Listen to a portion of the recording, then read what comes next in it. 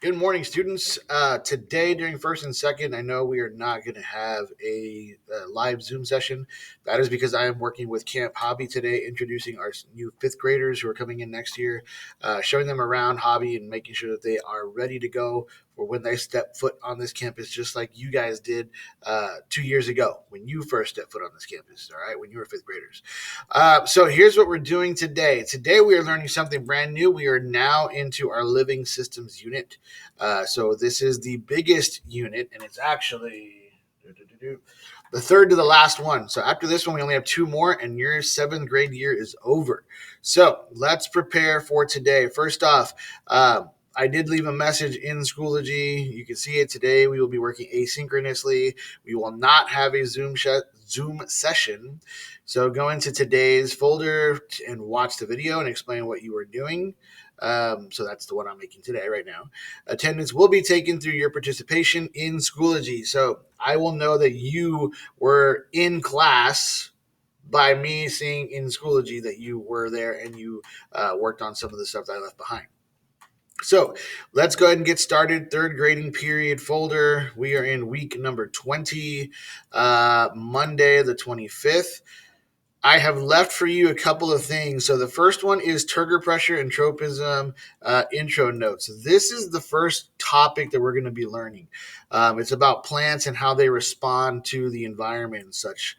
So when you click it open, it is a Google slide. It is some interactive notes where you are going to read some information and you are going to type on the slides. So for example, when I start off, notice you only have 5 total slides. Okay, today's a short one. But on slide number 2, these are the essential questions that we are going to try to answer by the end of this week. Remember, Wednesday is an early release, so therefore you will not see me, first and second period, will not see me at all on Wednesday. You will be going to 5th through 8th on that day. So here are my essential questions. In what ways do plants respond to stimuli? What are the 4 different types of tropisms? And how does turgor pressure affect a plant? So we're going to go through this whole PowerPoint. It is like 28 slides or something like that. I did break it down into these 3 essential question topics. So first off, in what ways do plants respond to stimuli? Stimuli is another word for a cause, right? You learned cause and effect in ELA. This is science's version of that, cause and effect. So something caused me to do something. So what I did was the effect, the cause made me do it. In science, we have stimulus and response. Stimulus causes me to do something. The response is what I did because of what it caused me to do. For example, okay, the oven or the stove is on and I touched the hot stove. Okay, the stimulus was the stove was hot when I touched it. The response is I pulled my finger away and ouch, under the water it goes. Okay, so stimulus and response, cause and effect. So you're just going to write out a couple of answers here on this slide. So because I'm talking about stimulus and response, I do have a quick little video here. It's only 2 minutes, 25 seconds. It's all animated. I want you to take a look at this.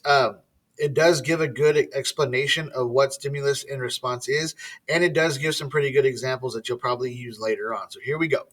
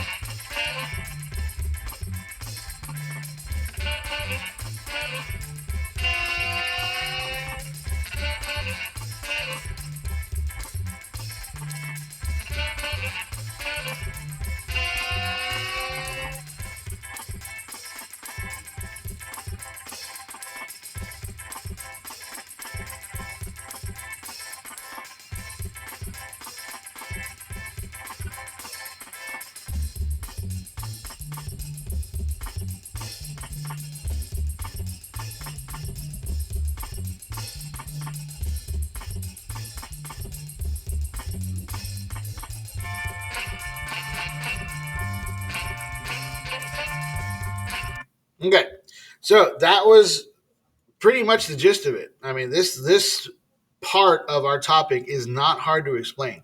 So, stimulus and response, cause and effect. What was my stimulus? What made me do something? And then response, what did I do because of that? Okay. So, going back to your notes page, here it is. Some more of the definition about stimulus and response, some examples of stimuli. Stimuli is plural for stimulus. Response, how things, and then how things respond to it, and then some examples. Now, we are going to be doing a lot about plants this week, okay, or this week and next, because the stimulus and response portion, we're trying to get into how do plants respond to certain variables in the environment, right? Like light, like gravity, like touch, like water. So, you having to understand that, going over this whole stimulus and response in the way that I'm going to do it today and tomorrow is going to make a lot of sense. Okay. So the last slide down here, you are given some examples of stimuli. You feel thirsty. You feel sick to your stomach. Your body temperature rises. You step on a rock and feel pain.